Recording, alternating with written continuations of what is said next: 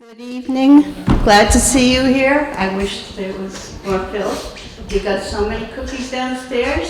So if you're hungry when it's time to eat after, take some home or whatever. Our freezers are full. Anyway, it's good to have you here. I'm Bobby Fitch-Howman. I'm president of Broadbrook Grange. And this is a project that Grange has had for probably most of its life because there are a lot of reasons for the existence of a Grange, but basically building community and having people's involvement in their community and in their government of their town is very important. So I'm very glad that you've shown up. Many towns do not have pre-town meetings, so you may not know the candidates. You may not know the issues. So I just ask you all to be respectful, and we do have a wonderful moderator, Rick Seymour, who will be running the meeting. He will give you instructions, and the only other thing I'd like to tell you is don't forget there is a Sugar on Snow supper this Saturday. There are 3 seatings, and that's also a Broadbrook Grange project. And it's the first one of the season, so I hope you will sign up and come. Okay, so thank you, enjoy, and just be respectful, please. Thank you.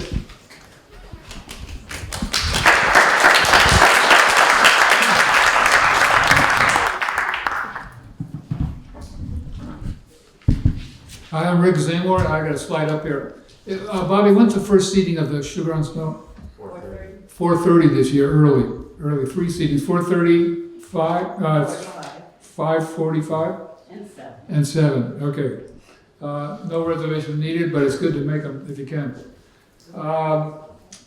Yeah, I think you've seen the agenda. It's going to be the candidates who are here introducing themselves, and the order is going to change around. But I'll give you the order of who we're going to hear from. Again, if they're here, first Tara Cheney by phone, if that works. Dolores Clark, Mike Sostak. These are all for select board, and then Sheila Morse, and then Tammy Sargent. And for the school district, Jocelyn Fitz, Kelly Young. Fritz. Okay, thank you. Fritz. You probably hear me say Fitz over and over. And then for auditor, if they're here, Lindsay Mitchell and Lisa Ford. And I ask you to hold your questions until they've all spoken, and then you can ask questions of any of them. I think that'll help things move along more smoothly and quicker. And then following the candidates, it'll be the select board presentation of the articles. And again, hold your questions for the select board. Excuse me? Rita Lashway, is she on your list? No, what's Rita? Rita Lashway. Auditor. Oh, God, okay, sorry, Rita. That's fine. Okay, let me put you on there.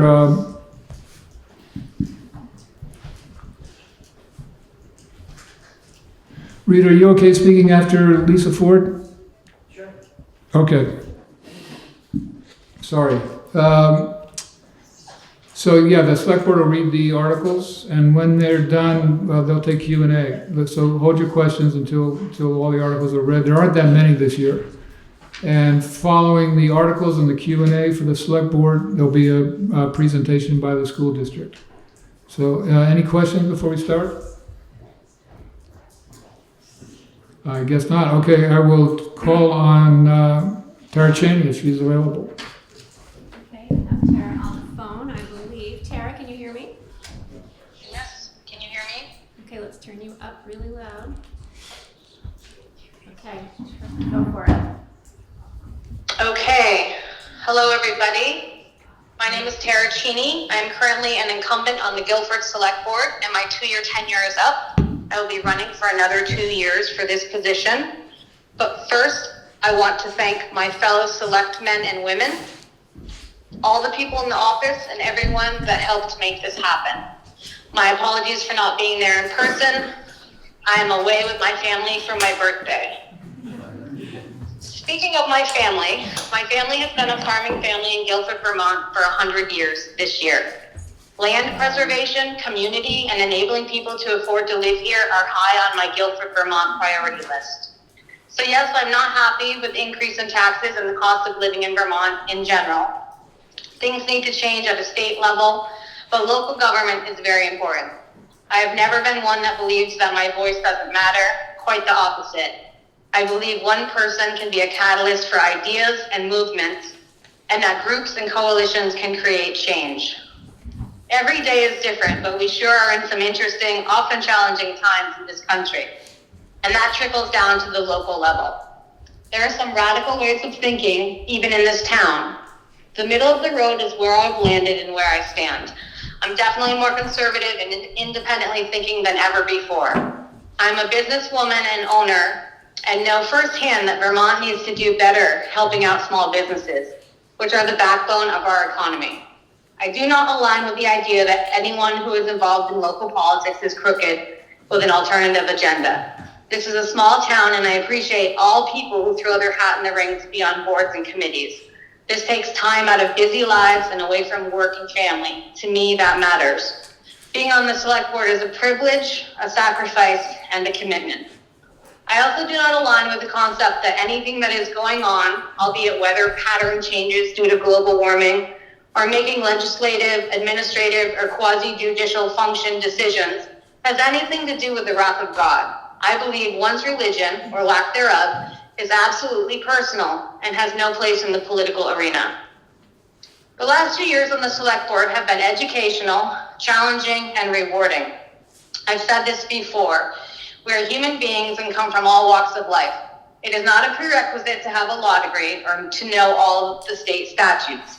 The matters at hand are researched and presented to the best of everyone's ability. Being on the select board opens one up to scrutiny, and this is not always easy. I'm a sensitive person with a big heart, full of compassion and empathy, but do not have tolerance for disrespect in my life in general. I believe this allows me to stick to the facts and be reasonable and diplomatic. I want to make things as easy as possible for townspeople to have access to information regarding their community and the town's administrative and budgetary needs. Many systems have been implemented in the last 2 years, and policies have been updated and approved, which is in the best interest of all. The town is a business with employees, appointed people, committees, boards, budgets, overhead, and payroll. I think we have a strong administration and road crew with experience and excellent skill sets. We also have wonderful and capable volunteers and committee members. Guilford is and always has been great in my eyes. I love my beautiful hometown and feel an obligation to give my time as a select board member, like my ancestors who served before me. I am running for a seat on the select board for another 2 years and would greatly appreciate your support. I will do my best to implement and vote for ideas and actions that have the best interest of the people of Guilford. I will be fair, open-minded, and kind. As I am the CEO of 2 businesses and have a very busy work schedule, I may attend via Zoom occasionally, but will try to be in person as often as possible. Thank you for your consideration and have a good evening.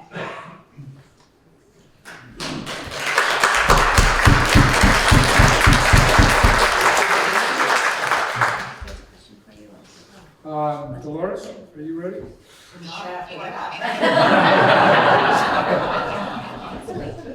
Okay, can we give her a microphone? Oh, yeah, can someone? No, I got it. You sure? Yeah, We got one. Well, it's going to be, Dolores, people are going to be watching from home, and so you have a wonderful voice. Yes. Yeah.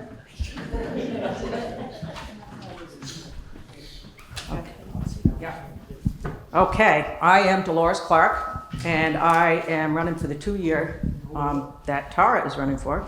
And I've lived in Guilford for 33 years, self-employed, paper hanger, painter, and small farm owner. I've worked. Can you hold it closer?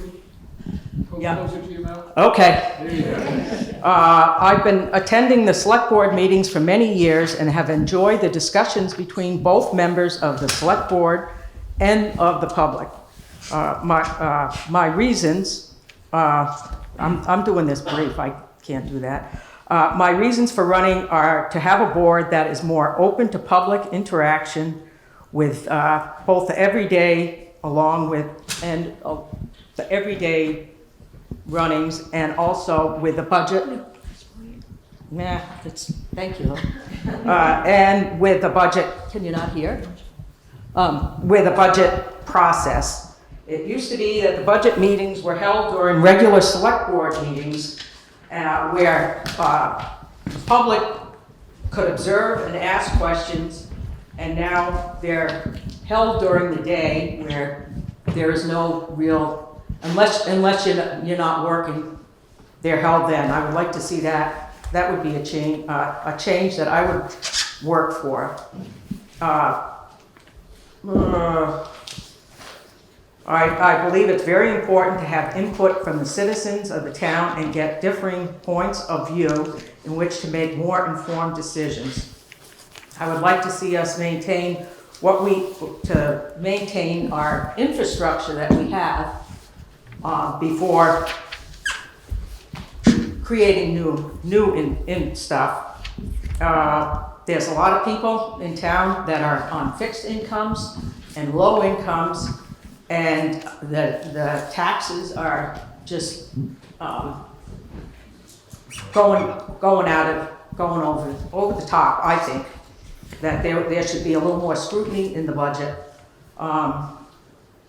And yeah, I can't compete with what Tara said, but that's pretty much it. I'm not much of a public speaker.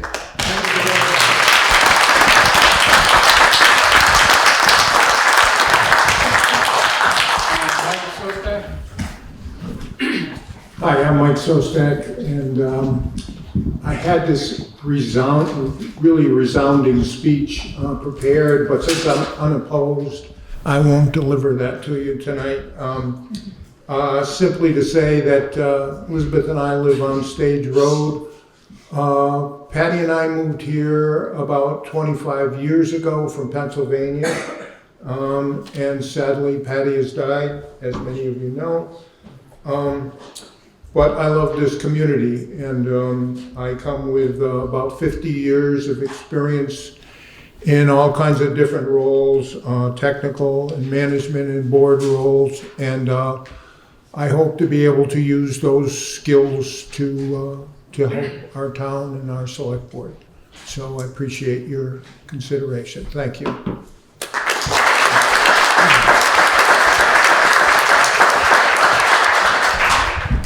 Sheila Morris?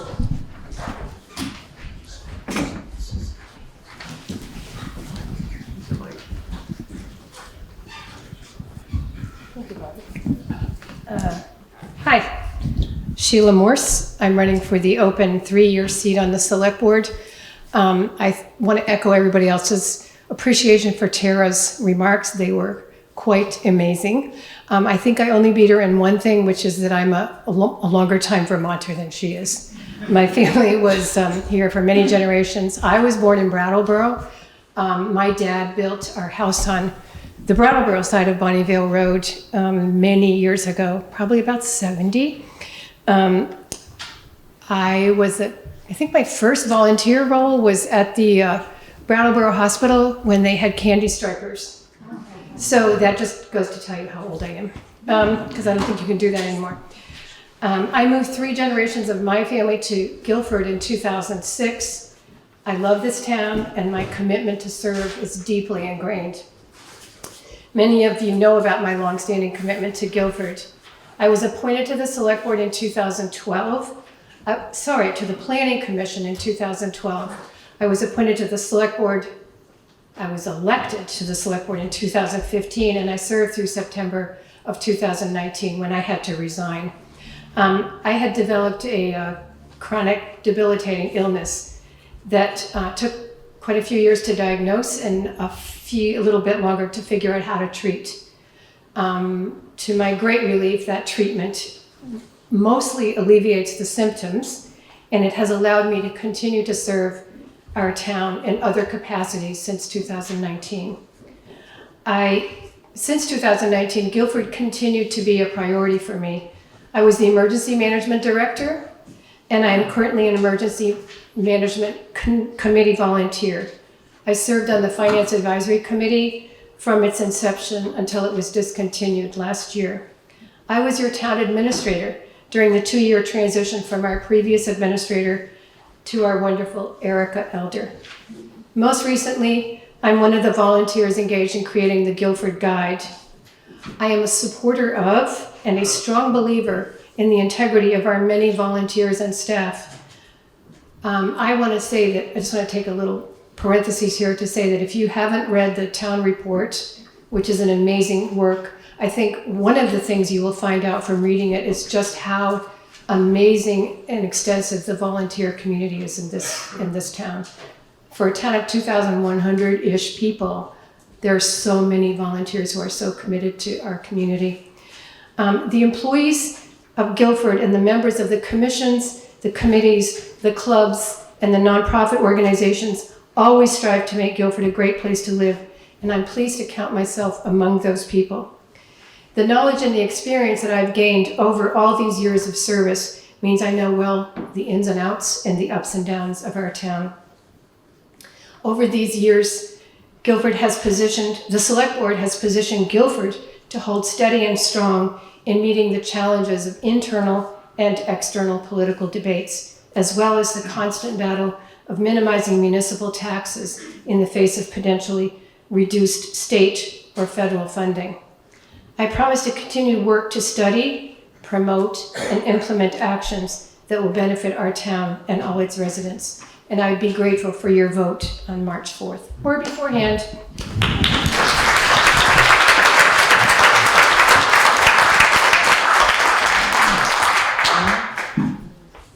Danny Sargent?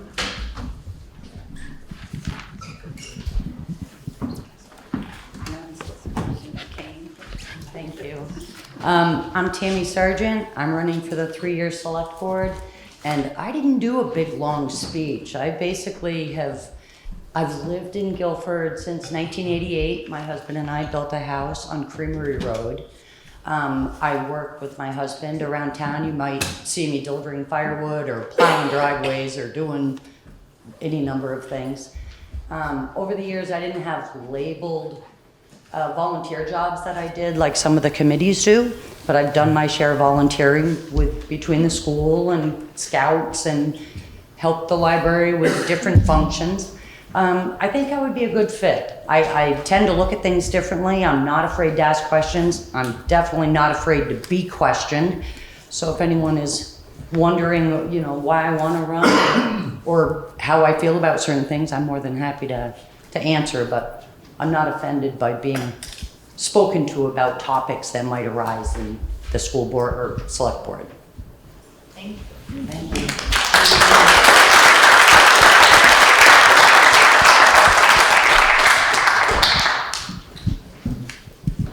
Okay, for school district, we have Jocelyn Fritz with an R.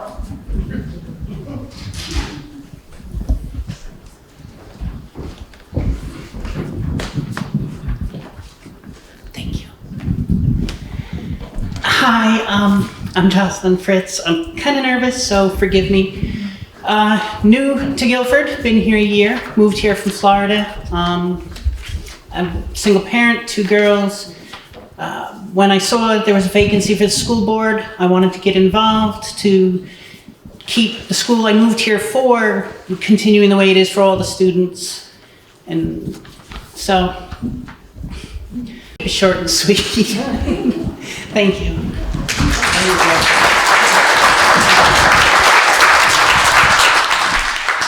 Is Kelly Young here?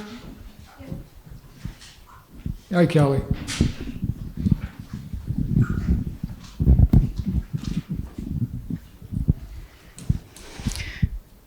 My name is Kelly Young, and I'm running for the open position on the school board representing the town of Guilford. I want to take the opportunity first to thank Brian Reamer for the past year on the school board, his work on the school board this past year, and acknowledge Sean Murphy and thank him for all his years on this board and the ones previous, as well as everyone else who has come and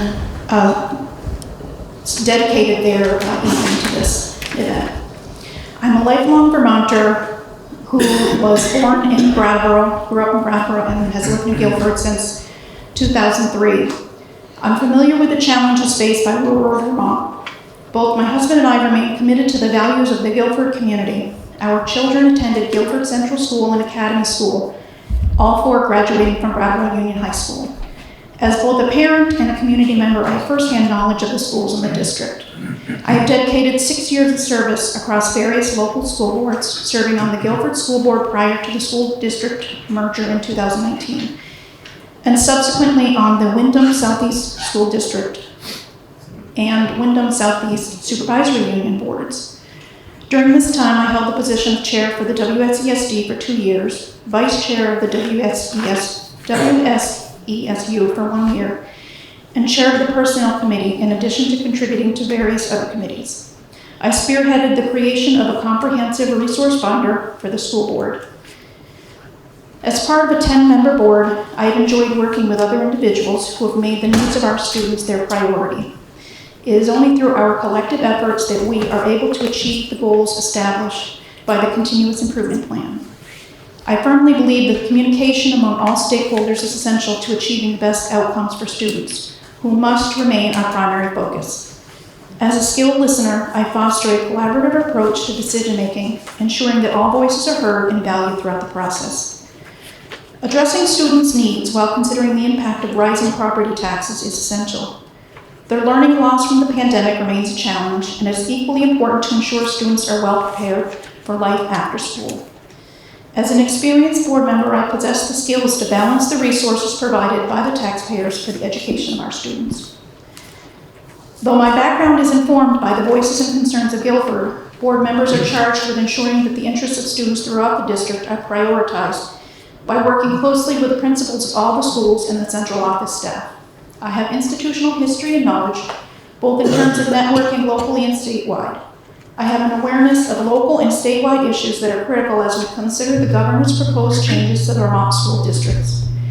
The community has raised concerns about the governor's proposal to reduce the number of school districts and its potential effects on our students and the quality of their education. I have been following the current budget to assess how it addresses student needs. I will engage in discussions, ask relevant questions, and seek clarity on student outcomes and preparedness. I will always listen to community voices as we assess the potential impact of the governor's proposal for our schools. I appreciate your support as I am ready to serve my community again. Thank you. Thank you, Claudia.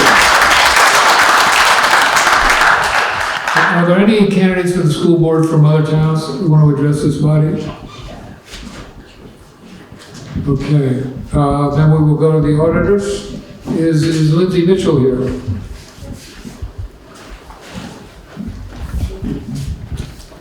Pretty awkward standing in the middle of the room. Hi, my name is Lindsay Mitchell. I'm running for the 3-year auditor seat. I feel I would be a good fit for this position because I am a bookkeeper and tax preparer by trade. If elected, I would ask that people can reach out to me if they had questions, and I would do my best to help them feel confident about their understanding of what's in the town report, and just be a person of reference and general support for the town. I didn't really prepare much else than that, so thank you for the time.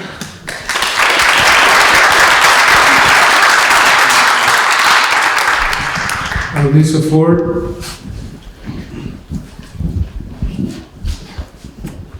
Hi everyone, I'm Lisa Ford, and some of you know me. I've lived here for 30 years, raised some kids. I own a small vacation rental business. I've done that for about 11 years, and I've served. I've had like about 600 people come into our community and visit our local businesses. So I'm really proud of that. And what I didn't say in the beginning of my presentation is that I'm running as a write-in candidate for the town auditor position, the 3-year term. And I just want to clarify, because my name is not on the ballot, that I am competing against Lindsay, who you just heard from, and not Rita, who you will hear from. So my name is not on the ballot, and I am a write-in candidate. So my other qualifications is that I've been on the school board in Guilford when Guilford had its own school board, and so I am familiar with preparing budgets that are based on taxes from our community members. I've also been the board chair and the finance committee chair of the Boys and Girls Club for about 6 years now, and so in that role, I've been through multiple audit reviews. I can say that the bookkeepers report to me, actually, and we work as a team with the administrators and the bookkeepers and the board to ensure that our revenue and our expenditures are accurate. It's a real team kind of position. And I look forward to going through an audit review for our community, and I know that that we have great administrators that work for us, as well as a wonderful treasurer. And so I think, with the oversight of the auditors and of the select board, we will ensure that accuracy. That's it.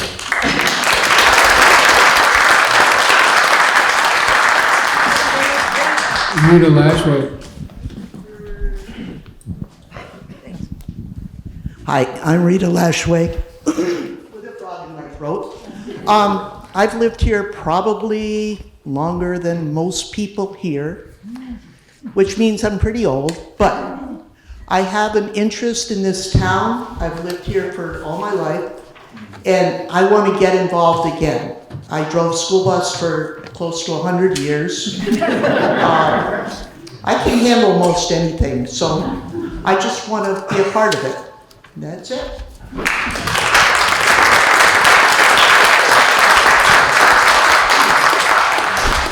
Okay, are there questions for any of the candidates? Just raise your hand and the mic will come to you. Oh, a question for Tara, she's on the phone. Do you mind, can someone give Bobby a break with the mic? Would somebody be willing to do that? Okay, Nancy, thank you. Any questions? Uriel. Could I introduce myself before we get into questions? As a candidate. He's a candidate. Oh, okay. I'm sorry. I'm striking out here. Rita and Uriel. It's okay. Hi, my name is Uriel. I wanted to formally introduce myself to you all. Formal introduction to all of Guilford. I am running for the town clerk position, unopposed. Some of you might recognize me as a new person in the town office at your local election, or probably riding or walking down Bonnieville Road. I moved here last year in May to work with Amy Frost over here at Circle Mountain Farm, which is where I also live.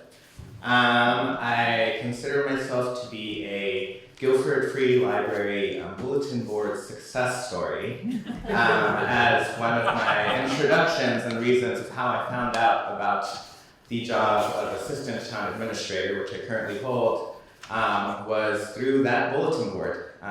So I don't think it gets any more Guilford than that.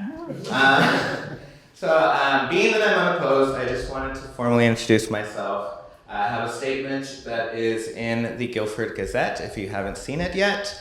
And I did write a big fancy speech, but I will save that maybe for a front porch forum post. Thank you. Thank you, Uriel.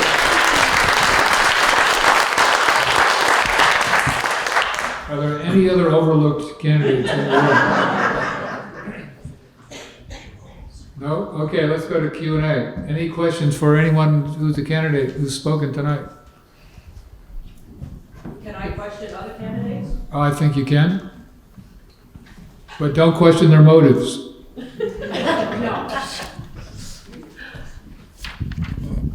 I just wanted to ask whoever's running, that would be Sheila, Tammy, Mike, if you plan on keeping the select board as it is, as far as having people that attend the meetings not really be able to ask questions in real time. And I would like to see the select board meeting open back up to how it used to be, instead of this kind of shutdown sort of thing. So I would like to ask everybody that is running, obviously you know what my feeling is, so the other ones. All the select board know my feeling because I've been complaining about this since it first got changed. For any of you that don't know, select board meetings, we're no longer allowed to speak at agenda items. We are given a couple minutes before the meeting starts to talk, and we're given a couple minutes at the end of the meeting to talk. But every agenda line item, we are not allowed to participate.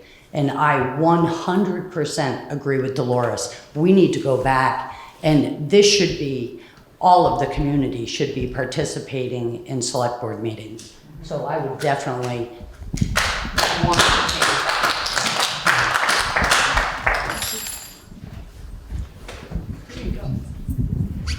that. I'm inclined to agree with both Tammy and Dolores. However, because that's how we used to do it in 2015, blah, blah, until things got very aggressively destructive in the meetings and the conversations. But I do not know, I wasn't part of the select board when the decisions were made in the past few years to limit conversation and comments to a certain period of time, nor was I part of, do I know why the decisions were made to discuss something at one meeting and then vote on it at the next meeting. It is possible, and I've never discussed this with the select board, that is to give the people time. You hear about it at one meeting, and then you can ask at the beginning of the next meeting about the issues that are going to be acted on. I don't know, but I would like to examine the issue with the current members of the select board, if I was on the select board, to see if something can be done to be more engaging. Having said that, I also remember that the select board meeting is in the public, but not for the public. So that is an important distinction. Tara's on the phone.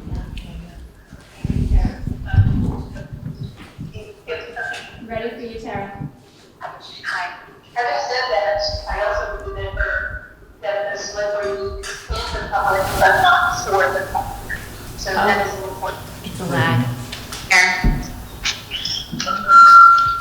Yeah. Might not work. Tara, Yes. okay. I'm here. Do you have a comment? I do. Okay. I think you need to turn off your volume on how you're watching it. Oh, okay. All right. How about now? Shoot. Yeah. Okay. So I also do have mixed feelings about this. I know that what we're doing right now is in agreement with Vermont statutes. It's completely, many people do it like this. But I myself often feel like I want more interaction or the ability to answer questions. So I would like to bring that up with the select board and see what our options are. I know it's hard. Everyone has a chance, the public has a chance to speak in the beginning of the meeting and then at the end, and they're holding on to their questions, and then we don't have to respond. And I don't necessarily like the lack of interaction and clarity, but at the same time, we have definitely gone off topic. We've had disrespectful situations, and we also want to be able to get home at night. So I'm definitely open to discussing it with the other select board members, and I'm also definitely inclined to make a change. Okay. Mike? Yeah, I appreciate, Dolores, what you're saying. I really do. And in my life, I've run literally hundreds, probably thousands of meetings in my life, and I recognize if there isn't some kind of structure to them, they can go all over the place, particularly public meetings. And the danger of just having kind of a free-for-all kind of meeting is that it ends up shutting out a lot of people because meetings go on too long and people leave, and so there has to be some kind of structure. But I agree with what Tara said about the importance of interaction. And that's why, again, your point to me is well taken, Dolores, and I would like, as a select board, to discuss what you brought up and see if we can figure out something that would somehow have some structure to how dialogue occurs, but maybe find some way to have it be more interactive. So, thank you. Any other questions? Michael?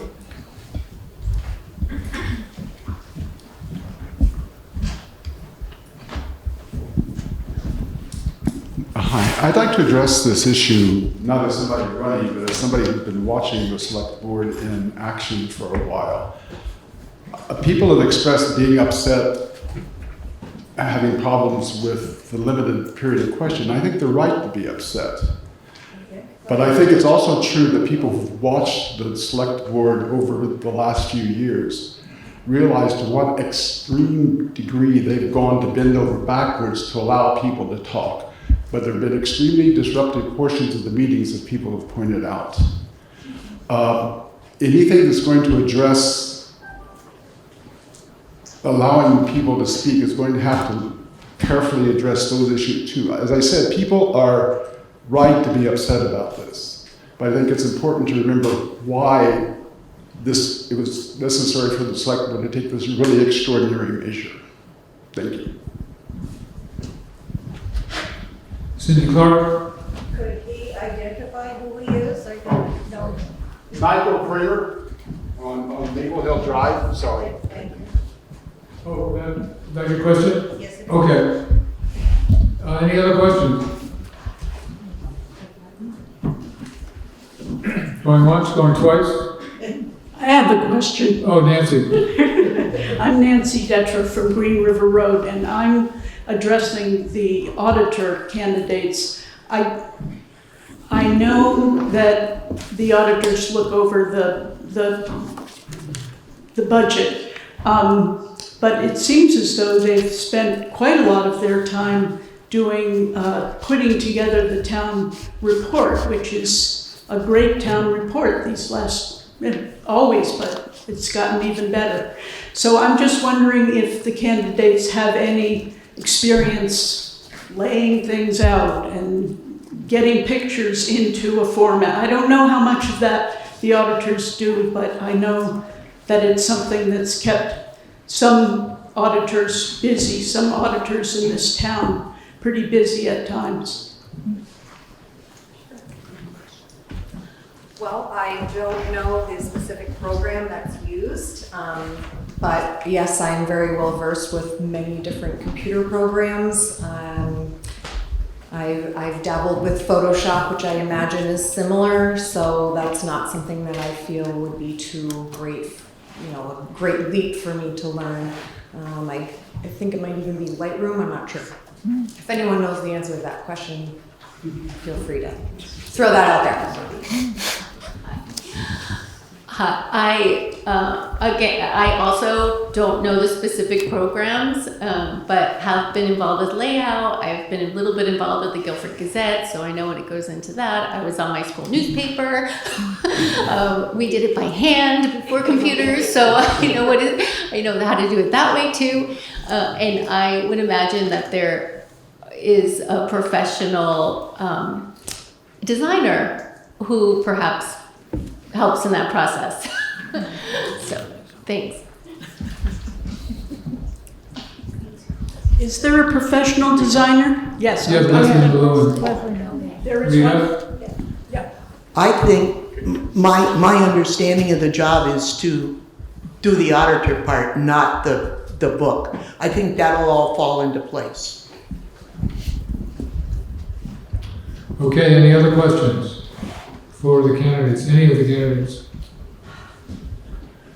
Okay, then before we go to the articles on the select board, I forgot to make one announcement, which is that the Cemetery Commission is having a work day May 31st, it's a long way off, at the Elmhurst Cemetery on Route 5 to clean up the cemetery and be a nice event if anyone can join the Cemetery Commission. Okay, let's go to the articles.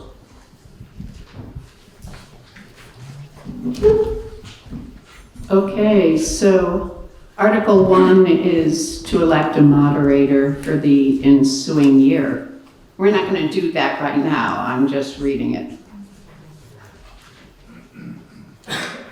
The Article 2 for the, to hear the report of the town auditors is not going to be happening this evening, so I'll have to wait till the town meeting on Saturday. But I wanted to offer a brief addition from, at the request of the auditors. In this year's town report, Rosetta Morse Weber's death was not listed among the people who had died. Rosetta died in a tragic accident, and her death certificate didn't come to Guilford. But she was born and raised here and would have been 40 years old this week. And I just wanted to honor her memory and support her parents in just having her presence be here in Guilford. So thank you. Oh yeah, sorry. Article 3, to hear the report of the library trustees. VSA 22, section 144. Article 4, to elect the following officers. Cemetery Commissioner, 1. Library Trustee, 2. Trustee of Public Funds, 1. Okay, Article 5, shall the voters of the town of Guilford authorize highway fund expenditures in the amount of $1,149,557 for the fiscal year July 1st, 2025 to June 30th, 2026, for which revenues will be raised through taxes and other sources via 17 VSA section 2664. And there was a 4% increase over last year. That's considered level funded even with the increased cost of some of the essentials like salt, gravel, culverts, and health insurance. All right, Article 6, shall the town raise and appropriate the sum of $286,550 for the Guilford Volunteer Fire Department, who are here tonight and can step up and address this.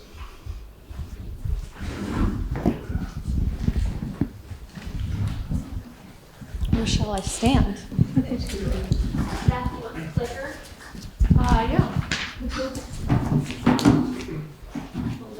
Okay. So those of you who may remember me from the school board know that I love a good PowerPoint. So we have prepared one for you tonight, but I'll be as quick as possible. But am I good to click or no? Okay. There we are. So we, in the spirit of trying to level fund budgets, we essentially did that except for one particular line item, which I wanted to talk to you all tonight about. And that is a new truck purchase that's in our future. Not clicking. Your computer? Yeah. Do you want it? Can you just? Oh, that's late plans. Yeah, I can just let you know. Cool. Just tell me what. Okay. So we are requesting an $18,000 increase to the town appropriation. We're suggesting another $18,000 increase for next year for a total increase of $36,000. Initially, we had in our budget requested the $36,000 all this year. And then thought about it some more, and again, in an effort to be aware of the impact of the taxes, we thought it might be better to split it up over 2 years. I'll go into more detail about what that money is for. Overall, if you look in the town report, you'll notice that there's actually a $38,000 increase to the truck fund. So that's the $18,000 that we're requesting from the town, and also an additional $20,000 boost from the fire department raffle proceeds from this year. So they recognized the need to boost this fund, wanted to allocate some of the funds from that fundraiser to that line item as well. So you'll see a $38,000 increase to that. Only $18,000 is coming from the town appropriation.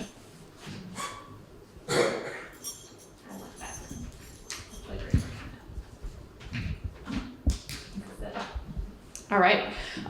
So there are two capital funds that the fire department holds right now that the town contributes to annually. The first one is the truck fund. That's the one that we're requesting an additional $18,000 for this year and again next year. Our current balance in that fund is $180,000. And the current budget is $36,000 annually. So essentially we're asking to double that over the next 2 years so that the total amount will be $72,000. We also have a capital fund. The current annual allocation for that fund is $35,000 and the balance is $142,000. We're not requesting any change to that.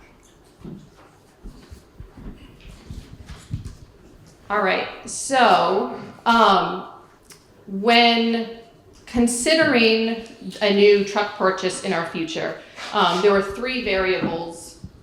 Sorry, I have my notes. 3 variables that go into that decision. We have the capital reserve funds that I just spoke about.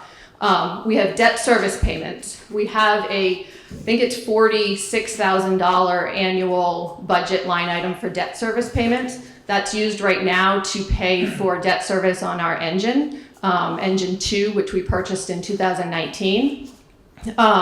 And then you also have the lifespan of the truck. So these 3 variables all go into a decision on when and how much you can spend to purchase a new truck. We could increase the reserve funds in the capital reserve fund in order to lower the debt service payments, or we could level fund debt service payments now, which would level fund the reserve funds now, which would then increase debt service payments later. And for the truck lifespan, a longer lifespan of the truck could potentially increase the risk of failure, but it would also give us more time to build up funds to those capital reserve funds. So we formed a truck committee that's starting to look at these 3 variables and how we can play them off of each other to come up with the best options for us going forward. So these are the 3 options. Option 1 would be to level fund the capital truck fund at the existing $36,000 a year. Following NFPA guidelines, let me speak to that for just a moment. NFPA is the National Fire Protection Agency, I think I got that right. The NFPA is an independent nonprofit organization that provides guidelines. They're not regulations, but they're guidelines based on best practices and industry standards. And there's a lot of industry research that goes into that. And their recommendation for fire trucks is to replace them after 25 years. So we try to follow NFPA guidelines as closely as we can, although it's not always possible or practical. So in this case, option 1, we would level fund the truck fund payment at the existing $36,000 a year. We would follow NFPA guidelines and replace the truck after 25 years. The impact to this is that we would then see a significant increase in our debt service payments because the amount that we would actually have to finance for the truck would be so great that we would have to increase the line item for debt service significantly, almost double. Option 2 is kind of the inverse. So option 2 is that we level fund the truck fund at the existing $36,000 a year, same as option 1, but we would extend the truck life out an additional 10 years beyond what's recommended. So instead of 25 years, we would replace it after 35 years. The impact to this would be that, again, we would be extending it beyond what its recommended lifespan is, and the potential for unbudgeted repairs, the risk of being out of service during that time, also the potential to not be able to get the parts needed to fix it. But the benefit is that we would be able to level fund with those debt service payments. Option 3, which is actually the one that's reflected in our budget, is that we increase the funding to the capital truck fund, doubling it over the next 2 years, so we would be up to $72,000 a year, and then extend the truck life just by a few years. So rather than extending it out the full 10 years, we can play with the time frame for replacing the truck based on the variables that go into the equation. So the impact of this option is that we would increase the capital fund. You can see the $18,000 over the next 2 years, and our debt service payment would be level funded. And actually, before we move on to that, talking about the external variables that go into the equation. At this point, we don't know what the purchase price of the truck would actually be. We have had a few quotes given to us. So back in 2019, we purchased the existing engine 2 for $560,000. A quote for the similar truck this year was $1.3 million. Lots of things went into causing that significant increase. The COVID impact that everybody recognized. So we don't expect that kind of an increase every year, but just to give you an idea of the challenge that we're up against right now with the cost of the truck. We also don't know what the trade-in value will be of our existing trucks. That's going to depend on the market at the time that we go to buy. And then finally, interest rates obviously are a variable that we can't control. So when we were considering these 3 options, option 2 or option 3 allowed us a little bit of flexibility to adjust to those variables by extending the truck life by 2 or 3, maybe 4 years, depending on how those variables fall, and still being able to level fund our debt service payments, which was important. And it allows us to keep the lifespan of the truck as close to the NFPA guidelines as possible. Okay, now I'm ready. So we did a capital plan timeline to map out the timing of when our trucks require replacement. The orange line at the top is NFPA guidelines. So you can see our tanker purchased in 2006 would be due to be replaced first in 2034. And then our engine 1, 2031. Engine 1 was purchased in 2008, due to be replaced in 2033. Those are the 2 trucks that are coming up first. When our truck committee was formed, they evaluated the condition and the use of the trucks today and decided that it really would make more sense to replace engine 1 before the tanker, even though it's due to be replaced a few years later. That's because it's one of our frontline engines. It responds to most of the calls. It has the most wear and tear, and it really is needing to be replaced first. So the analysis that we did was based on replacing the engine versus the tanker. The red line beneath the orange is what we're proposing in our option 2. And the purple boxes indicate the debt service payments that would need to be made following the purchase of the truck. So the white star indicates when the truck has to be purchased. Right now, believe it or not, there's like a 3 to 4 year lead time to when you place the order for the truck to when we get it. So that's why we're starting this analysis so early, so that we can make sure to get an order in on time. So we currently finance trucks for about 10 years, so that's why you see the purple boxes. And I think the intent here was just to indicate that we put a lot of thought into which truck to replace, when was the right time to replace it, and how we could get as close to the NFPA guidelines as possible. The other thing to point out on this slide is that we were attempting to minimize the number of years where we would have multiple debt service payments. So you can see our engine 2 is not getting replaced until the end of the debt service payments for the tankers. So all of those variables went into our analysis.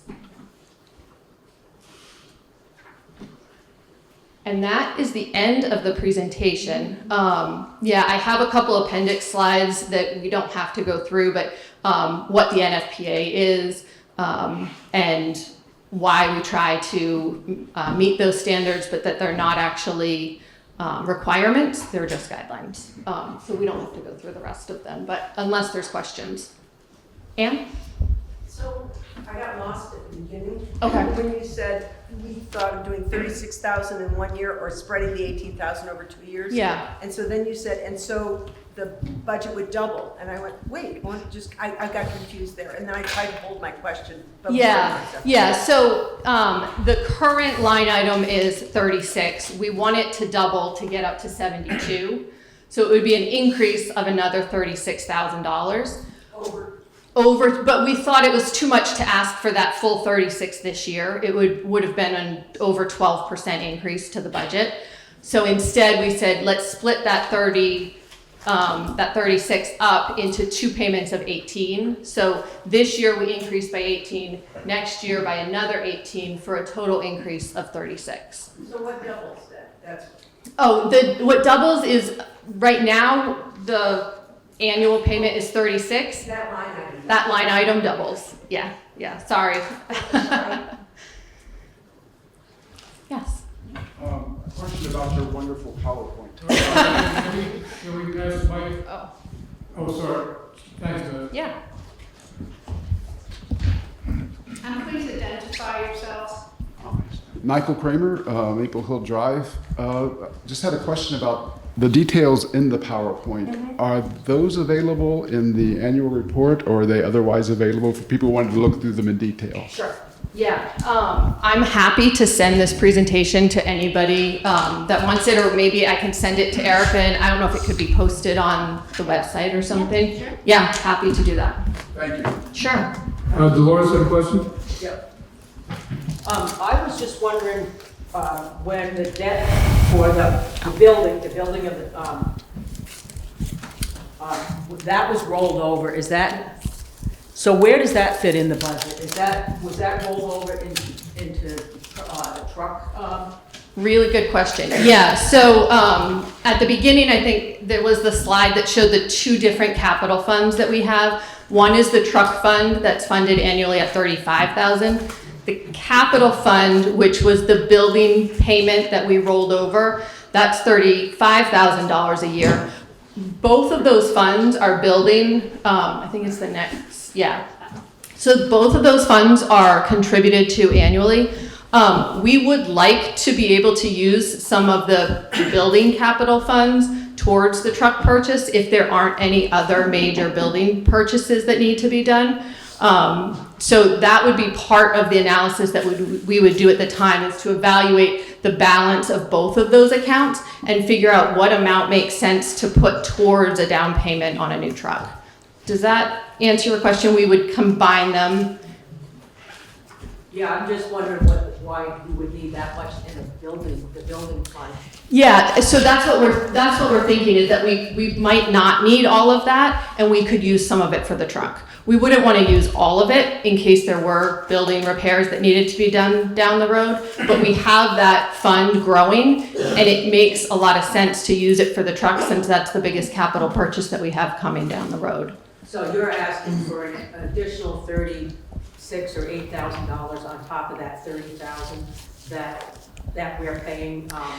Yeah, so the two funds, we're not asking for any increase to the capital fund. That's the $35,000 a year. That would still continue. We're still paying that. Yes, So it's yep. additional. In addition to that, yes. It's an additional $18,000 from what you're paying today. For this year. For this year, yep. And then another 18 next year for a total increase of 36. Yep. Ellie's got her hand up in the back of the room.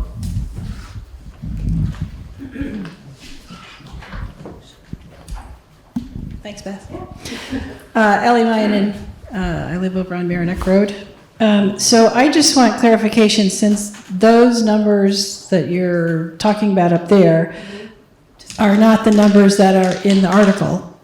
So Article 6 talks about the 286,550. And are you saying that's your capital reserve fund? No, that's the total budget. So the 286 is the total, 286,550. So that's our total budget. We're just asking for an increase of 18,000 to one line item of that budget. Okay, so now we go to Article 7, and you were saying that 35,000 is the truck fund? No, that's the second bullet. That's the capital fund that's not changing. I know it's confusing. That's why I did the presentation. So I appreciate the questions. Yes, that's the capital fund, which because that loan, that debt service was carried by the town, it stayed as a separate article. It wasn't rolled into the fire department's budget, whereas the truck fund is part of our bottom line budget. So the truck fund is part of your 286. I hope. 268. Sorry, 268. Does that make sense? Do you want me to say that again? No. Okay. But it's just hard to hold a separate budget there and two line items here, which we can't tell where it goes. Yeah, so. We'll have to look at that report, which is something you're going to pass on. Yeah, the capital fund, which is Article 7, is not being touched. So we're only proposing an increase to Article 6 in the amount of 18,000.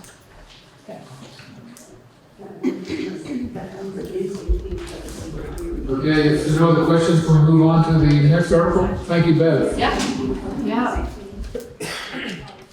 Thank you so much for putting together that report. All right, I'll read Article 7 now. Shall the town vote to raise and appropriate the sum of $35,000 for the Guilford Volunteer Fire Department Capital Improvements Fund? This is the same as it was last year, and voters approved this annual appropriation in 2020.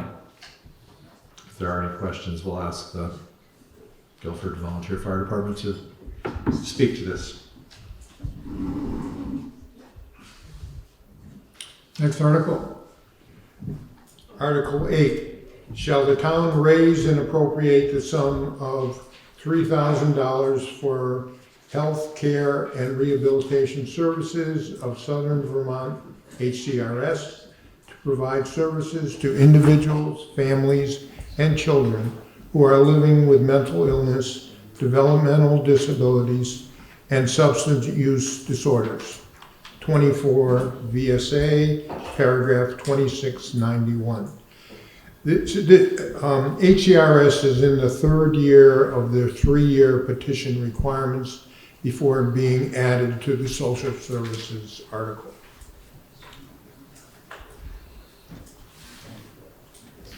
Okay, so the next is Article 9. Shall the town raise and appropriate the sum of $14,730 for the following human service organizations? 24 VSA Section 2691. Interaction, formerly Youth Services, for $1,605. And that group is to provide programs in prevention, intervention, and restorative justice services for area young people, individuals, and families. The Women's Freedom Center, $1,000 to end physical, sexual, and emotional violence against women and children. Groundworks Collaborative, $1,000 to provide food, shelter, and supportive services. Retired Senior Volunteers Program, RSVP, for $485 to engage people 55 and older in volunteer work at local nonprofits. Senior Solutions, $850 to promote the well-being and dignity of older adults. Brattleboro Area Hospice, $300 to provide services to individuals at the end of life and their families. The Gathering Place, $500 to provide services and activities to elders and adults with disabilities. Brattleboro Senior Meals, $350 to prepare meals for the over 60 and disabled population. AIDS Project of Southern Vermont, $350 to provide services to people living with HIV/AIDS, their partners, and immediate family members. The Mover, formerly Connecticut River Transport, $250 to provide a public transportation system. Southeastern Vermont Community Action, SEVCA, $2,040 to alleviate the hardships of poverty, provide opportunities to thrive, and eliminate root causes of poverty.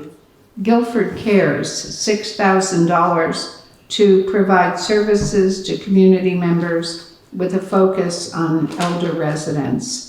And you'll recall that SEVIDS was voted down last year. They did not successfully petition for inclusion in Guilford's social service appropriations policy. So that's the list. Sorry, Miranda, Yeah. Miranda, I didn't hear what you said last. Sorry, what was not? Oh, SEVIDS, the Economic Development Group. Remember last year, they came and this year they would have needed to fill out a petition to be on the warning the way HCRS did, but they did not do that. So there wasn't, I'm sorry if I wasn't clear. All right, Article 10, shall the voters of the town of Guilford authorize general fund expenditures for operating expenses of $805,776, of which $641,116 shall be raised by taxes and $164,660 by non-tax revenues for the fiscal year July 1, 2025 to June 30th, 2026 under 17 VSA 2664. So just a couple of notes on that budget. This year's budget adds only $1,780 to the previous year budget, which represents actually huge cuts in the budget. Everybody scaled back. I think you heard Miranda say earlier this evening that a level funded budget would be a 4% increase. Ours is 0. Law enforcement, the $68,000 that residents approved last year has been pulled out of the general reserve fund, so that's no longer in your taxes. It'll be assigned to fund balance, and as work continues on the regional policing effort. Legal services, that expense has come way down based on where we are in year to date, which is a bonus. And then other reductions are HRA, Planning, Conservation and Recreation Commission will draw from reserves this past year. Health insurance premiums for employees are increasing, shockingly increasing across the board if you took a look at the town report and saw the numbers. I have a question about... Okay, can we hold questions till the end? Is that okay? Yep. Okay. Oh, Did you want to announce it? no, it can be at the. Oh, okay. Does that make sense? Sure. It's not exact, I think we should go on to the articles. Yeah, I think so too. We'll do that at the end, some questions too. Okay. I'll read Article 11. Shall the town authorize the town treasurer pursuant to 32 VSA Section 4791 to collect current taxes without discount?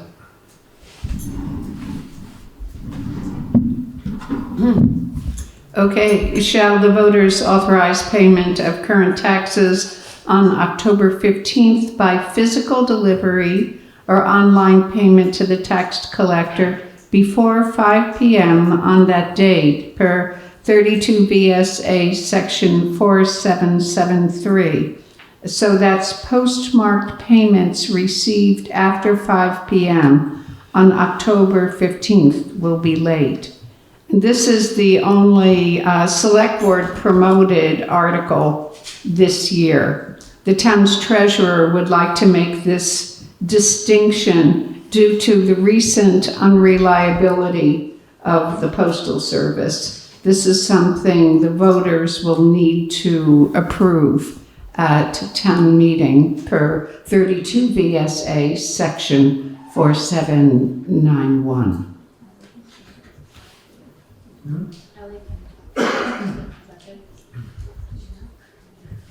Ellie, do you want to talk about that after we get, is there questions about it? Whatever your pleasure. Yeah, let's get through the articles and then go to questions and answers. Okay, so Article 13, shall the town vote that overdue taxes will bear interest at a rate of 1% per month or fraction thereof from the due date of such tax to be charged after October 15th per 32 VSA Section 136. And this is the standard article that's voted on every year. Article 14, transact any other business that may lawfully come before said meeting. Non-binding votes can be proposed at this time. Okay, we'll take questions now on the articles for the select board. Yes. Yeah. Who's got the mic? Oh. Hey, Nancy, are you willing to circulate?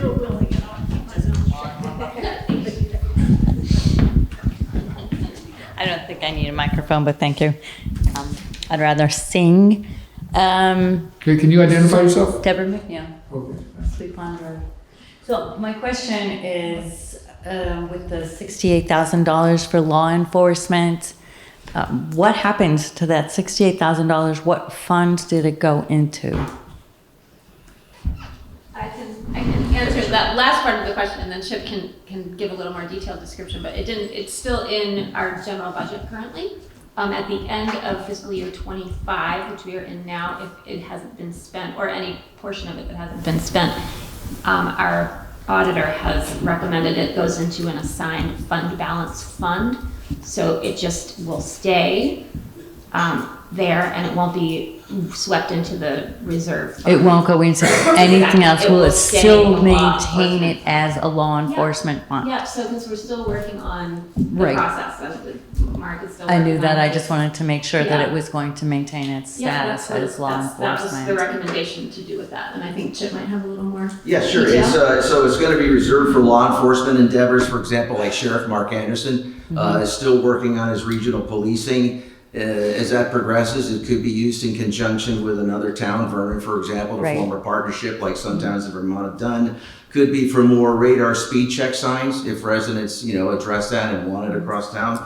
Basically, any general law enforcement issue or concern. So they're still working on collaborating with other towns Yes. possibly in the future? Yeah. Okay, great.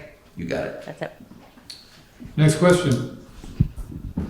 I've got one here, Nancy. Sure. I've got a lot. Will that fund be an interest-bearing fund that it's put in? That, It won't be a separate fund. It will be part will of it be 003 collecting still. interest? Ellie, does 003 collect interest?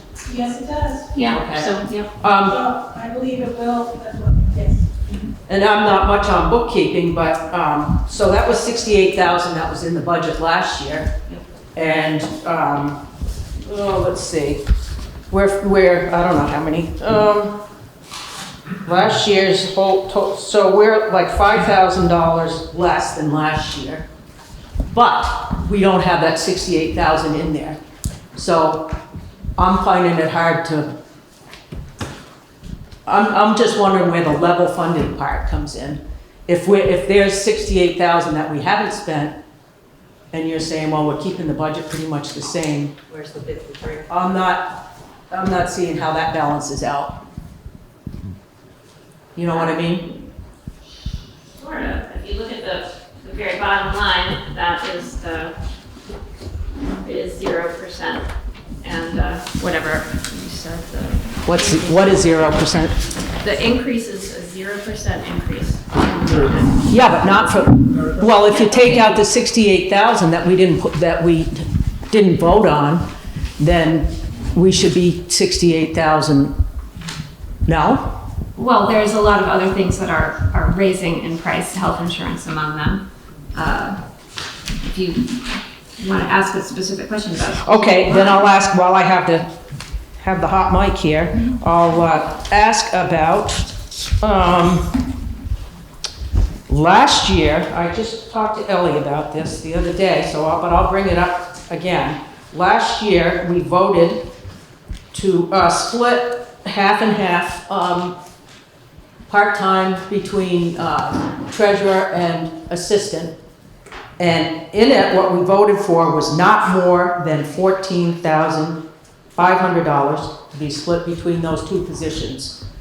This year, and the assistant, your assistant, the actual was $4,300, 25 budget was $11,440. Now the treasurer wants an extra. She wants 28,000, 24,000, 23,000. So I'm wondering if we voted on something last year that said not more than 14,500 to be split between those two positions, how can we all of a sudden create a whole new position or addition to that position without that going before the taxpayers and But I will clarify about that article from last year. That was an increase above the existing budget, not to be more than 14.5, I believe. So that assistant treasurer position already had a budget, and we were increasing it some in addition adding my assistant. So is the treasurer, well, your assistant didn't go up this year, but the treasurer's went up doubled. Yeah, Elliot, do you have one? Sure, where's the knife? Here it is. Yep. Thanks, Nancy. Dolores, after you came, I'm Ellie Mayanen, treasurer, delinquent tax collector. After you came into the office, was that yesterday? I went back and looked at the numbers that we used to create the budget, and also looked at the changes that have occurred in the office over the last 2 years. So to clarify what we had talked about at the start of this year, fiscal year 25, I was working at 40 hours a week and had a 10-hour-a-week assistant. And Uriel was there for the assistant town administrator for 10 hours. In August, that changed, and we had to adjust hours. So my job as treasurer, delinquent tax collector, and Algiers Fire District finance person got chopped to 25 hours a week. I became interim town clerk 15 hours a week. Uriel was the assistant town administrator 10 hours a week, as I said before. He added 15 hours a week as assistant town clerk. So total hours for town clerk related was, I was 15, Uriel was 15 as assistant. And Marlene, who started at 10 hours as my assistant treasurer, jumped to 15 hours, a total of 15 hours or up to 15 hours, to pick up some of the slack of my treasurer's duties having to decrease. I feel like this team came together to address a immediate gap in personnel, and we worked the best we could to immediately do a general election, immediately get tax season running, and it's a very busy time of year. And we even had help from Pete Hetzel, which was essential. As I started to work with our assistant town clerk to train, and Pete helped to train our assistant treasurer, because I can only do so many things at one time. So the figures that were put in for the budget for this year, for fiscal year 25, had to be adjusted left and right in order to meet the need and get the work done. I don't know any other way to explain it. So for fiscal year 26, first you asked me a question, was I going to continue as assistant town clerk? Because whoever wins the election for town clerk is going to need an assistant town clerk. And I told you I would step up and give 5 of my hours as assistant town clerk until whoever's in that new position can then appoint their own assistant town clerk. I don't expect I'll be in that position long. We're asking for assistant treasurer to increase their time, because there's some really important goals that need to be met in the next year, or 2 years actually.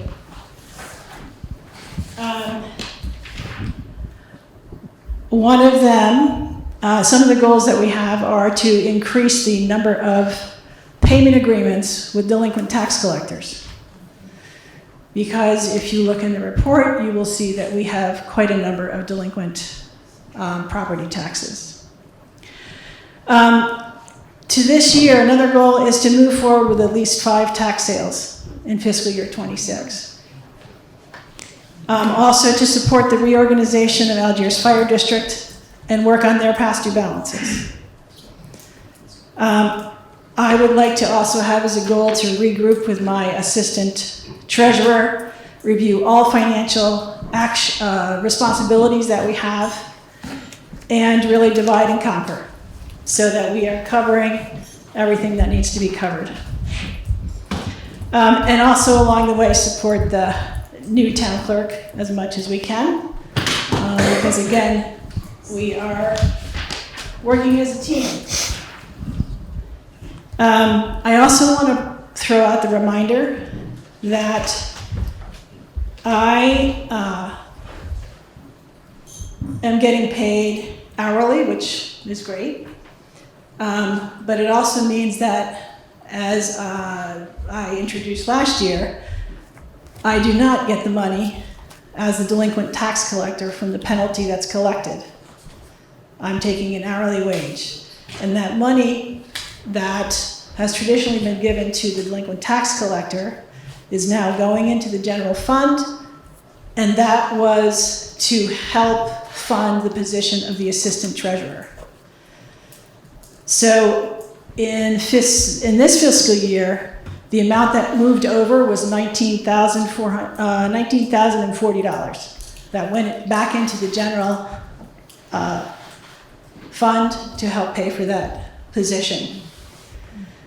I also do the work for Algiers Fire District, do their billing and collection, and that brings the town income of about $8,500 a year. So those two things are bringing money into the town office. I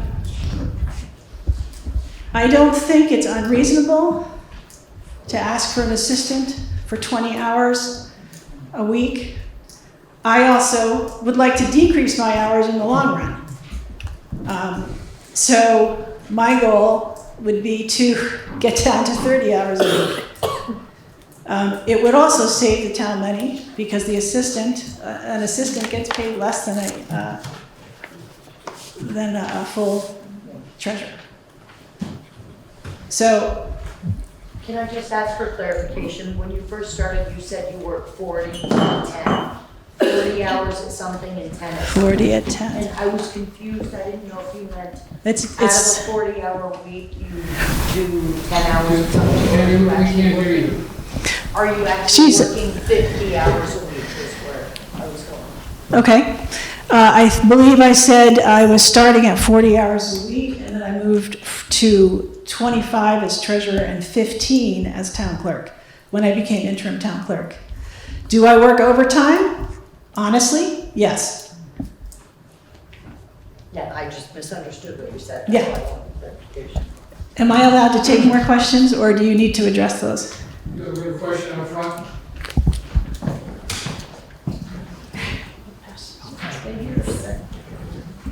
It's more of a comment. My name is Kim Frost.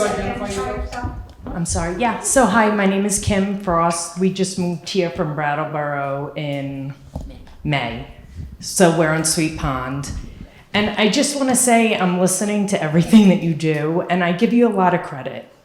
And I think that with all the new legislation, especially with the tax sales that are coming up, and all the voting that you have to take care of and all that new legislation, that to need an assistant to help you with that when you're being pulled in 16 different directions is not unreasonable. So I just wanted to support you in that.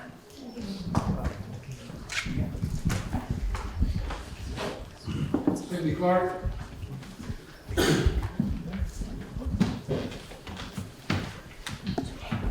I just have a question. Last year, they were voted to only have the town clerk work 30 hours. Is that still in place?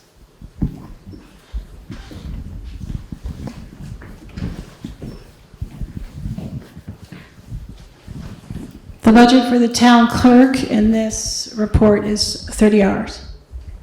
And there's an assistant for 10. And that's required by law. It is required by law. And that's actually what it was before, too, 30 hours and 10. That was voted at town meeting? Was that the way it was voted? Because they... Our previous town clerk had assistants. Yes, and it was 30 and 10. Okay, thank you. Yep.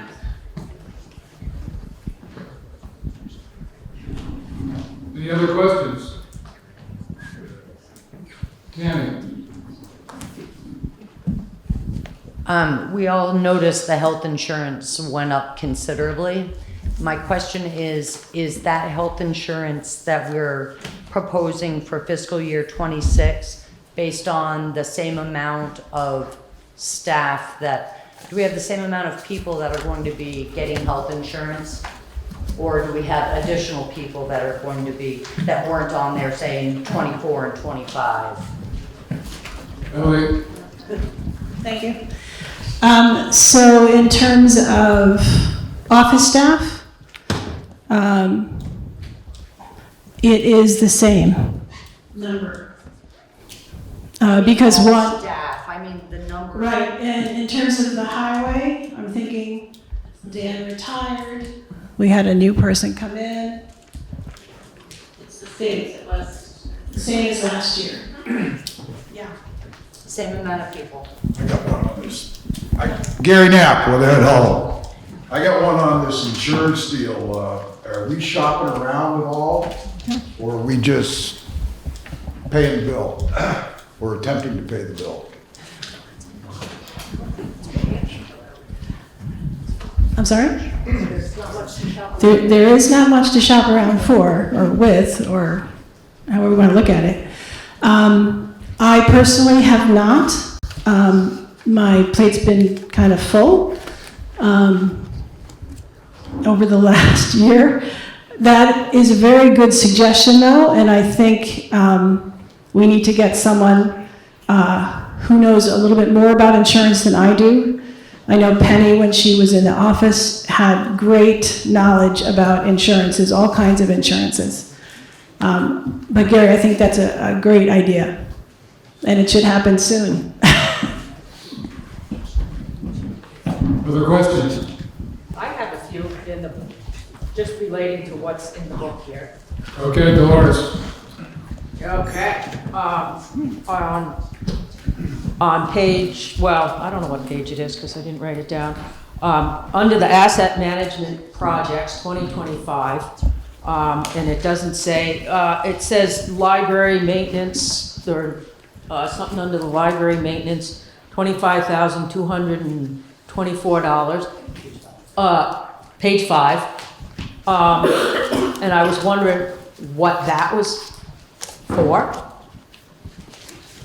And there's a grant for $4,000 or $5,000, something like that. I was wondering what that was. Are you talking about library maintenance line? Uh-huh. Right, so that is part of the asset management schedule that was put together based on the old one from 2018. That this is the time that this is coming up. So that's a planned project. I don't have any plans for it exactly right now, but that is just something that's in the hopper coming up. All these other ones, you see that if there's an asterisk on it, that means that work has started. Yeah, but I was just wondering, what is that for? You have a very dedicated, down to the $224. So what is it for? That was probably, if you look at the website, there's a more detailed list of things that goes into that final number. It's, I think, some basic repairs on the stairs that lead to the back door itself. I know the basement door is wanting replacement, things like that. A new heater, I believe, not heater, but boiler, I think, is on that list. So all that information is on the website along with the asset management schedule. And under the asset management, why is, if it's not an asset at this point, why is the Algiers traffic calming study under the asset management? It is regarding a road, so that is an asset of the town. Okay. On page 17, there's a balanced reserve fund. What does FYE 23 ASE per audit mean? AJE. Whoops. That's an adjusting journal entry. The auditors make a lot of those at the end of the year to move things into the right places if they need to. Things like surplus balance in one fund moves to a different fund per standard thing that they always do. Can you all hear Erica? Sorry, I'm quiet. No? Okay. Ellie might be able to answer that specific question better than me, but that's what an AJE is. Well, why was it taken from the reserve fund? Where does it go then? So that was a budget, that was a revenue deficit, I believe, of $189,146.47, probably based on delinquent taxes. And so that, being in those parentheses, that came out of the 007 reserve fund. Is that James Bond? Kind of. And moved into 003 to balance it. That was that journal entry. Okay, and one more question is, what is the Algiers family housing thing that got $510,000 in it on page? That's a deferred loan that Wyndham Windsor, I think, took out. That who took out? I think it was Wyndham Windsor. I get a lot of reporting on that. I have to report on that once a year, but it's deferred until 2035, I think. So that has nothing to do with our budget ever? No, it's not part of our budget. It just is part of our reporting. Just part of our book. Yeah. Okay, I'll let somebody else talk. Other questions? It's right here, I could ask a couple. Can we go to the district report? Oh, Tammy, sorry. Do you mind if I ask, because she was close to where I was looking too. On page 15, Tammy Sargent, sorry. The bottom of page 15, it says road resurfacing. There's a transfer out to the road resurfacing fund, and I can't find the resurfacing fund in the town report. I didn't know if I'm just not seeing it, or I don't know how I'm going to. I can tell you that it. I'm sorry, what? Sorry. On the bottom of page 15, I'm asking about the resurfacing fund, and I couldn't find the resurfacing fund in the town report. I didn't know if I'm just missing it, or if you can point it out. And right here. So Tammy, I'm noticing that the resurfacing fund is number 016, which it says right there in that line item. And if I'm not mistaken, was this a new fund last year? And it could be possible that I forgot to put it in, because it's a new fund, and we looked through all the existing funds that was in the book last year, and we forgot to put it in. Was it new for 25? Yeah. I'm gonna have to go back and look at it. Oh, that's right, because this is 24. Yeah, so we don't know how much is in that, or if it's a brand new fund. If it were in this book, it would say there's only $130,000 in that fund. Right. Okay. Yep. And that must be what happened with the other one too. So on page 18, last year when it got voted for, at some point it got voted to close that Sweet Pond Fund and got turned into the Guilford Conservation Fund. That's also not in the town report, I believe. Not for FY24. Correct. But it does show that there's zero balance there for Sweet Pond. Right, because we did the zero for that, but we started the new fund. I just thought that would be in here, but not until next year's town report, so Yes. Okay, I think that was it for my questions. Oh, well, That's okay. Thank you. Okay. If there are no more questions, can we hear from the school district? Brian, thank you for your patience. Good questions.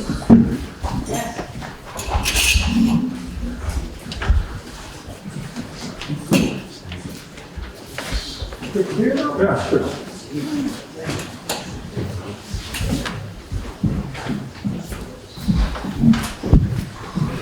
Good evening, I'm Brian Reamer. I'm a member of the school board, the Wyndham Southeast School Board. So we represent not just Guilford, but also Brattleboro, Putney, Dummerston.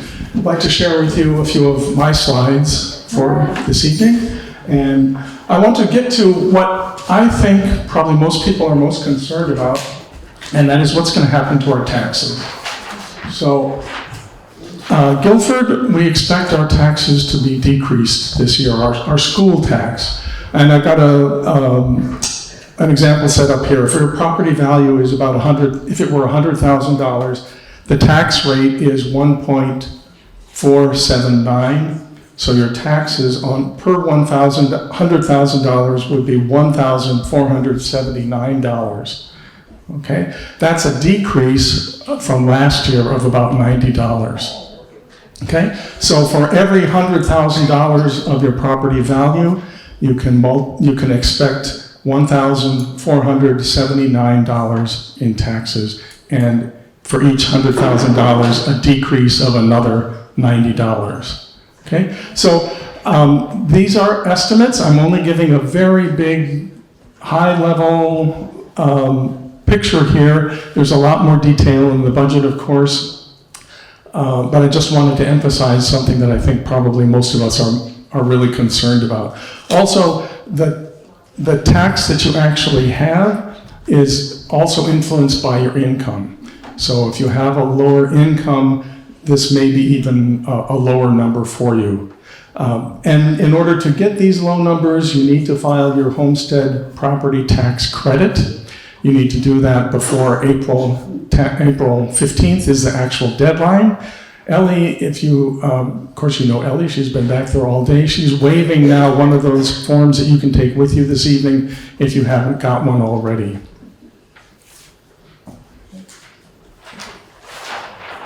So I want to talk about I want to talk about where the money goes, and I'll talk about what the actual budget is in a moment. I've got a pie chart here. The biggest area is 49%. This is direct instruction, so our teachers and what the teachers do in the classroom. The next largest area is 19%, this purple region. This is special education spending, so that's also what happens directly in the classroom. This orange area, 7%, is for social workers, counselors, and nurses. So that's directly improving or the quality of school life for our children. The next area here in white is 4%. That represents the technology, the libraries, and also professional development of our teachers and staff. The green area, 13%, is maintenance on all of our facilities. There are over 10 schools that we have in the whole district. The yellow area, 6%, is the administration and the school board itself. So that's what the whole picture looks like. Okay. Next slide, please. The actual budget is $67,736,630. Again, this is for the whole district. What I am excited about here is, a number of things. One is that this is only a 1.1% increase. Those of you in the back, I hope you can see the decimal point here. It's not 11%. It's 1.1% increase over last year. This in spite of rising costs. We talk about the cost of healthcare here in town. It also went up for the school district, I think like 16%, is that? 11%, I'm sorry. So even though we had cost increases, our whole budget overall only increased by 1.1%. So this budget, we think, as the school board and the administration, is what is going to be necessary to fund the four major goals that we have. One is to increase our literacy rate by 10%. Second one is to increase our math scores of our students by 10%. The third is to increase our graduation rate. Right now, we're below the state average in graduation rates, so we definitely want to increase that. And then lastly, to increase the student sense of belonging, because this is an area which when students do feel like they belong in school, then they tend to work harder, raise their scores, and tend to graduate as well. Okay? And one more slide to share with you. I want to remind you of some of the meetings that we have coming up. So next week on the 24th, there's a meeting at BUHS in the auditorium, which is about the governor's education proposal, a proposal for education reform across the state. This is a presentation. It's a chance to ask lots of questions We have invited the legislators from our area to come and answer questions. So it would be a good time to learn about that proposal that the governor has. On the 27th, so that's also next week, there's a candidates forum. This is only on BCTV, but you can learn more about our candidates. And I'm not sure, maybe there's a way for people to ask questions during that forum. Do you know? You have no? Okay, so maybe that's not the way to ask lots of questions, but it is a candidates forum nonetheless. Yeah. It'll be questions from the moderator. Okay, thank you, Sean. So there will be it's moderated by I think the Commons, and they will be asking questions of the candidates. And then I want to emphasize that we have our annual meeting of the school board at BUHS in the auditorium, March 18th. This is when the budget is actually voted on. So it's pretty much an up or down vote. If people do want to change the amount, that's possible, or by a certain amount, but you cannot change for a specific line item. So anyway, that's the formal process for that. It doesn't happen in the voting booth. And Ellie, you have your hand up. Are you going to remind me of one other meeting? Yes. Yeah. March 11th, the public informational meeting about the budget. Yes, that's a regular school board meeting, March 11th, and that would be a good time to come and ask questions, specific questions about the budget and how it fits in with those 4 goals that I mentioned earlier. Will that be on BCTV? That's, that's always broadcast on BCTV, yes. So you can attend in person or you can attend via Zoom. Actually, not BCTV, but they run the equipment, but it's broadcast over Zoom. Okay? Yes, Lisa. So I was just at the VIII Leadership Council, and it came up that we have one of the highest. Hi, I'm Lisa Ford. Let's state her. So at the VIII Leadership Council, and then also legislators have told me this, that we have one of the highest, most expensive districts in the state. And I just wonder what that's about. Like, why? Okay, so I don't know, I haven't heard that myself, and Sean may have an opinion about it. What I would say is that our per pupil cost is within the window that is allowed by the state. So it's admittedly, it's toward the upper part of that range, but it's within the range. If it's beyond that range, then we would be penalized as a district. So I think from that perspective, it's justified what we're spending on students. And I think we're also beginning to see some good results, some improvements in some of those measures that I mentioned earlier. As a result of the pandemic, I think academic performance everywhere declined, and we're beginning to see some improvement from that now, and it would be really helpful for us to continue that direction, that positive direction with the budget as we have planned. Do you know what your graduation rate is? Do I know offhand what the graduation rate is? I don't have that information in front of me. I have, It's like 70%, sorry. It's very low. Yeah.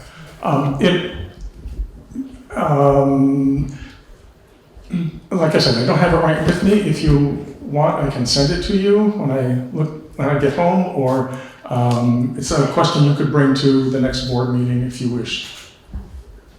And Sean. Yeah, actually, the graduation rate is Sean Murphy.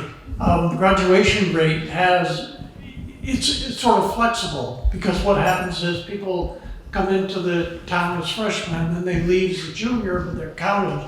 So Hannah Parker, who's the principal of VOHS, said at the last board meeting that she's going to try to clarify what the actual graduation rate is. So it looks possibly a little bit worse than it really is.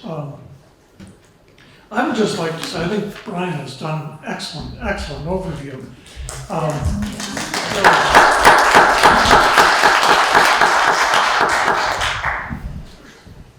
From my viewpoint and from what I see at the Wyndham Southeast School District is a very high functioning district. And I think that's really important going into what is coming down from Scott's proposal and so forth. Our capital plan has been implemented to the T for the last 5-7 years. So all of the schools have had major renovations, and a lot of that was done under ESSER funds.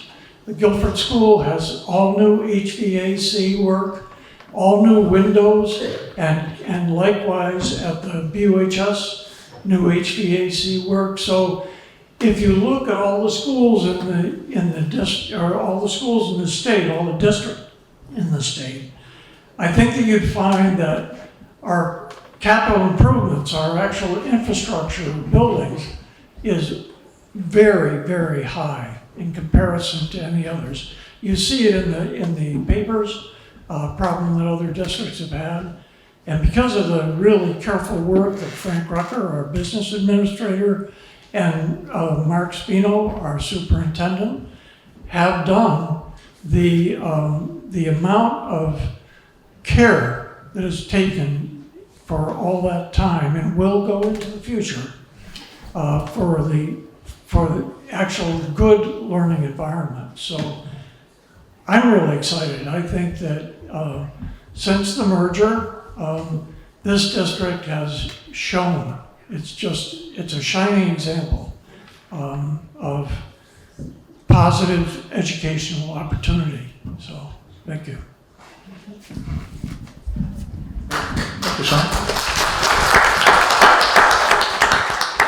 Other questions related to the school board that I can answer or that I won't be able to answer? You can ask them anyway. Okay, I don't see anything, so Rick? Okay, if there are no other questions, we're going to wind down this meeting. I'd like to say just a few things. First of all, thank you, Brian, for representing us on the district and doing such a good job. John Murphy is going off the board after many years of fiercely dedicated service to all the towns.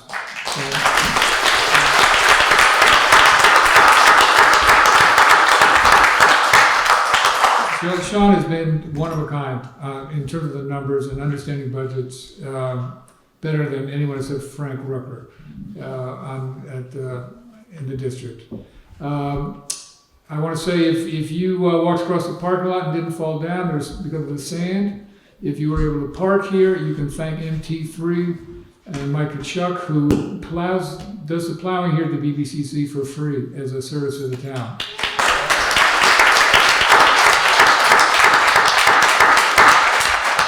And lastly, I've been informed that I made a mistake in my announcement about the sugar on snow.